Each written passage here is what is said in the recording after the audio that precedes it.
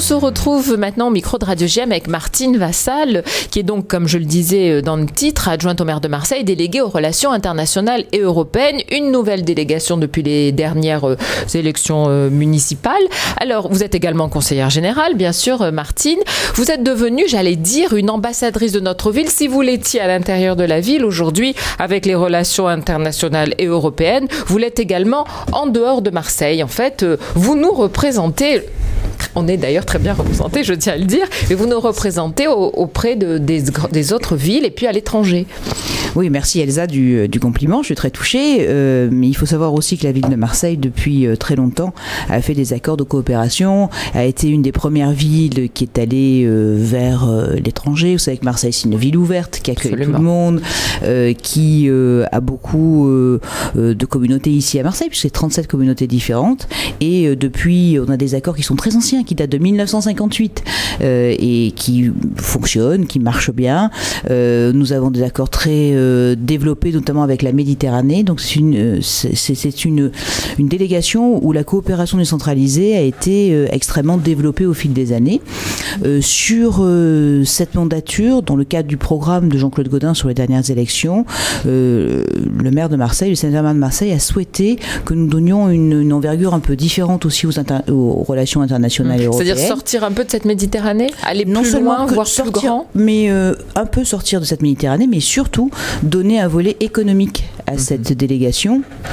Parce qu'aujourd'hui, nous sommes intimement persuadés que Marseille ne doit pas rater ce tournant-là. Notre but, ça a été pendant des années de développer cette ville avec la création d'Euroméditerranée, les zones franches, l'attractivité de notre ville au niveau touristique, au niveau des congrès, la transformation de la ville au niveau du Vieux-Port, l'arrivée des terrasses du port, enfin tout ce qui fait qu'on est à Marseille beaucoup plus attractif que ce qu'on pouvait être auparavant. On est devenu une ville très attractive. Et ça c'est fait, j'allais dire presque. Ça c'est fait. Maintenant, il faut continuer sur le volet de la diminution du taux de chômage. Je crois que ça, c'est fondamental. Nous sommes arrivés en 95 à baisser de 10 points ce taux de chômage. Malheureusement, aujourd'hui, compte tenu de la crise, ça stagne. Ça devient très difficile. Effectivement, vendre notre territoire pour pouvoir attirer plus des entreprises sur l'ensemble du territoire. Parce que c'est pas obligatoirement que sur Marseille, mais c'est aussi sur le territoire de la communauté européenne. De toute façon. Voilà, tout à fait. Donc là-dessus, il y a un arrière-pays qui est absolument remarquable. Et on voit que quand on va à l'étranger, non seulement le français est bien accueilli, parce que c'est un pays mais notre région a une très belle et notre région a une très belle image. Quand on parle Provence, on parle Marseille, on parle Calanque, donc là-dessus on a un très très bon accueil. C'est-à-dire qu'il y a un potentiel qui est acquis, reste maintenant aussi à attirer des entreprises ici. Enfin, comme vous l'avez très bien dit, c'est le volet économique aujourd'hui sur lequel on va accentuer le travail. On va insister là-dessus, c'est-à-dire que ce qu'on fait, on le fait déjà très bien sur des coopérations sur la gestion des risques, puisque à Marseille, on a tous les risques à Marseille, sauf celui des avalanches. Ah bah oui, voilà. J'avais pas pensé à ça. Mais certes. Sinon, on est face à tous les risques. Et là-dessus, une politique a été menée depuis 1999 pour justement gérer cette politique de risque. Et donc là-dessus, on est exemplaire. Donc nous faisons beaucoup de formations aussi. Nous prenons des agents territoriaux qui sont dans les autres communes sur la Méditerranée. On a des accords avec Marrakech, avec Tunis, avec Alger. Là, la semaine dernière, nous avions le service de l'éclairage de la ville de Sousse en Tunisie, qui est venu pour savoir comment est-ce que nous fonctionnions ici. Donc on a vraiment une ville qui est exemplaire dans beaucoup de domaines. Et maintenant, aujourd'hui, ce que nous souhaitons, c'est accompagner les entreprises pour pouvoir, avec elles, leur donner du travail et ici aussi faire venir du monde. Mais c'est tout un ensemble et c'est la raison pour laquelle, quand on attire une entreprise, il faut aussi que cette entreprise, elle puisse loger ses salariés, s'installer bien sûr. Avoir un transport digne de ce nom. Donc c'est un travail en commun que nous menons avec l'ensemble des institutions. Donc là-dessus, on va aussi, c'est un nouveau volet, on va essayer de travailler main dans la main avec les institutions. Je crois qu'aujourd'hui, je pense que la population nous l'a prouvé, notamment aux dernières européennes, je crois que la population en a un peu assez de nos chicaillas. Oui, il faut travailler ensemble. Mais c'est déjà ce qui se passe, par exemple, je pense toujours au MIPIM, qui est le plus bel exemple, où c'est le port Euroméditerranée, la ville, la communauté urbaine, tout le monde est regroupé justement, et la région de façon à ce que on ait une image unique. Tout à fait. C'est ce qu'on nous demande d'ailleurs quand on arrive à l'étranger. Et puis un chef d'entreprise entreprise qui arrive ici, il veut avoir un seul interlocuteur. Il ne veut pas taper à 50 portes. Et ça fonctionne beaucoup mieux comme ça. Exactement. Donc on prend l'exemple de Capitale européenne de la culture en 2013. Ça a été un succès. Pourquoi ? Parce que tout simplement, on s'est tous mis autour d'une table et qu'on a travaillé ensemble dans le même sens. Donc autant quand on part en campagne électorale, comme là c'est le cas à partir d'aujourd'hui pour certains d'entre nous, ou pour les cantonales, le conseil général, derrière, une fois que la campagne est terminée, les élections sortent avec des résultats, et là à ce moment-là il faut respecter chacun des élus, et quand on respecte les élus, on travaille avec eux. On travaille toujours et on travaille tous ensemble, notamment pour l'intérêt de nos concitoyens. Absolument. Alors c'est vrai que ce travail d'ambassadrice, de représentation, pour montrer l'attractivité de notre ville, c'est quelque chose qui prend du temps. Vous avez cité la très belle réussite qui a été la capitale européenne de la culture, et justement la transition est parfaite puisque je voulais évoquer le prochain challenge que s'est fixé la ville, c'est-à-dire devenir capitale européenne du sport.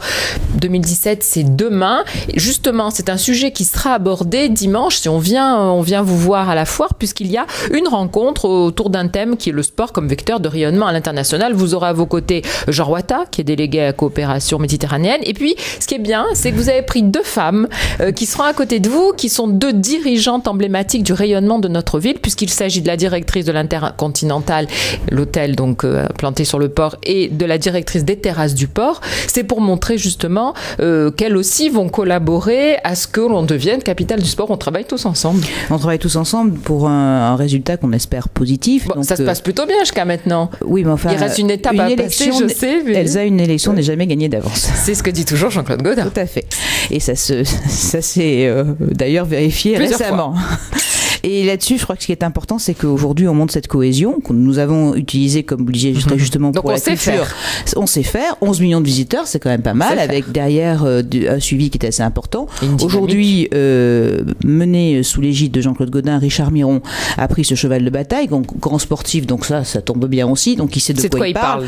Et derrière, notre volonté, c'est de créer... Nous avons aussi un colloque en même temps, puisque nous avons monté un colloque du 2 au 3 octobre, donc qui commence à partir, les délégations arrivent ce soir, donc jeudi, vendredi, pour avec le jury qui sera présent ici, qui vient donc faire le tour pour voir un petit peu des installations. Et ils ont déjà fait le tour des installations, mais là ils viennent pour voir un petit peu comment nous sommes capables de pouvoir monter un colloque et de faire des tables rondes et travailler autour du sport, parce que le sport, bien sûr, c'est indispensable pour tout un chacun, mais c'est aussi un vecteur d'intégration, c'est un vecteur économique, c'est un vecteur d'attractivité. Donc là-dessus, on a énormément, par le sport, de moyens de pouvoir faire rayonner aussi notre ville. Donc nous allons mettre tous les moyens pour pouvoir attirer ces investisseurs, qu'ils soient divers et variés, mais surtout ce que nous voulons, c'est gagner capitale européenne du sport. Nous aurons l'Euro 2016.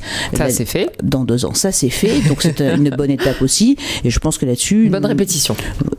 D'entrée, voilà. Comme nous avions fait pour le Forum mondial de l'eau. On avait une répétition en 2012, avant capitale européenne de la culture. Donc là, c'est un petit peu la même chose. Notre volonté, c'est de faire rayonner un maximum notre ville. Je crois qu'elle le mérite. Bien sûr qu'elle le mérite. Alors aujourd'hui, nous sommes donc face à Sofia, qui est l'autre ville sélectionnée pour cette capitale européenne du sport. On peut se parler franchement, Martine Vassal, s'il y a un endroit où le bas blesse, où Marseille pêche un peu, c'est où ?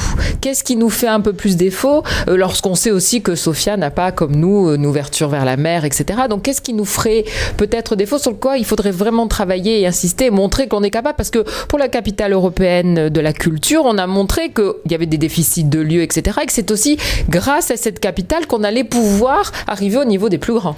Bien sûr. Donc là-dessus, il y a une très forte politique qui a été engagée par la municipalité Jean-Claude Gaudin depuis des années pour la réhabilitation de certains lieux. Je vous donne un exemple sur la piscine de Lumini. Nous allons engager les travaux avec 20 millions d'euros là-dessus.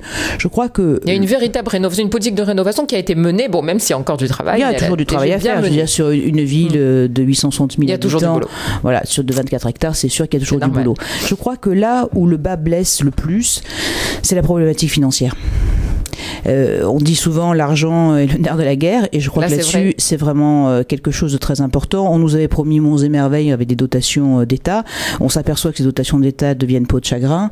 On nous charge énormément avec notamment la politique des rythmes scolaires qu'on nous impose et qui va nous coûter très cher. Donc là-dessus, la difficulté que nous avons aujourd'hui, c'est une difficulté financière. Parce il y a une dotation qui est donnée par la capitale, pour la capitale européenne du sport, comme c'était le cas pour la culture. C'est différent. Et la culture, il faut savoir, c'est un peu différent. différent. La culture, il faut savoir qu'il y a eu énormément d'investissements privés. Et donc, ces dotations au niveau d'investissement privé nous ont permis aussi de faire beaucoup de beaux projets. Et donc, là, ça va être un petit peu plus compliqué. Les entreprises ne sont pas dans des conditions financières qui sont ça fait très énormes. Rapproché aussi. Hein. Ça fait assez rapproché. Et puis, derrière, l'État n'a pas du tout respecté ses engagements. Et on vient d'annoncer hier, malheureusement, qu'il y avait encore une diminution des dotations de l'État aux collectivités territoriales. La réduction des budgets. Voilà, qui va être dramatique. À un moment donné, il va falloir savoir comment on va faire. Si on devient capitale européenne du sport, comment ça va justement, se passer ? Si on devient capitale européenne du sport, il faut que nous vendions ce label-là. Il faut que les entreprises aient un intérêt à pouvoir être dans le pool global pour pouvoir faire rayonner notre ville, attirer des manifestations ici. Nous en sommes capables.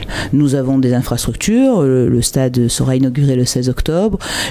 Là-dessus, c'est pas une problématique d'infrastructure, quoi qu'on puisse, certains puissent on a fait beaucoup le dire. De progrès de ce côté-là. On a fait quand même beaucoup de progrès. Le fond du problème, c'est qu'il faut trouver de l'argent. Et aujourd'hui, c'est ce qui nous empêche le plus d'avancer. Donc là-dessus, le partenariat privé-public est aussi une des solutions. Et je crois qu'il faut qu'on aille là-dessus. Mais vous êtes confiant.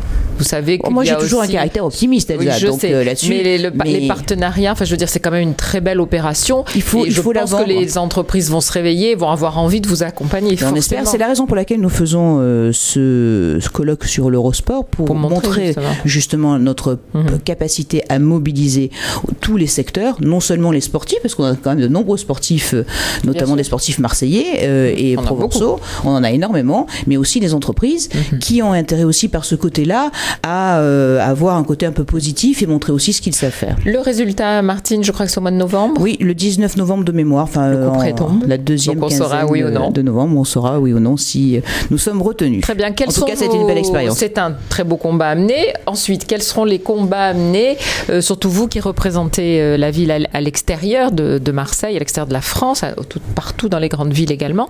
C'est quoi le prochain combat, j'allais dire ? Alors, le prochain combat, c'est de travailler ensemble. De continuer à travailler tous ensemble tout le temps. Voilà, en fait. C'est ça que vous voulez dire. Pas uniquement que pour la culture ou pour le sport. Donc l'année prochaine, l'année 2015, est une année un peu particulière parce que c'est une année d'élections, encore une fois. Donc il y en a beaucoup chez nous. Nous aurons les élections cantonales et régionales. Et je crois qu'après, véritablement, là-dessus, il faut qu'on arrête ces problématiques. Une fois les équipes composées, on repart à l'assaut pour faire rayonner Marseille, sa région, à l'extérieur et attirer un maximum de personnes ici. Ça va être le challenge à partir du 1er janvier 2016. Ça tombe bien, ça sera le début de la métropole, en théorie, si le gouvernement nous écoute enfin. Mais là, je crois qu'on pourrait faire un deuxième débat. Je crois que ça sera un autre sujet. Je vous ferai revenir pour la métropole, Martine. En tout cas, merci pour toutes ces explications. Elsa. Donc, le rendez-vous, c'est 15h ou 15h30, je me souviens plus, dimanche. 15h à la foire, on peut s'inscrire. On peut s'inscrire parce que je crois que le nombre de places est plein. C'est complet déjà, mais on se débrouillera. Les amis sont toujours bienvenus. On pousse les murs et comme ça, on pourra assister à cette rencontre. Merci beaucoup, Martine Vassal. Vous restez avec nous jusqu'à la fin de ce journal.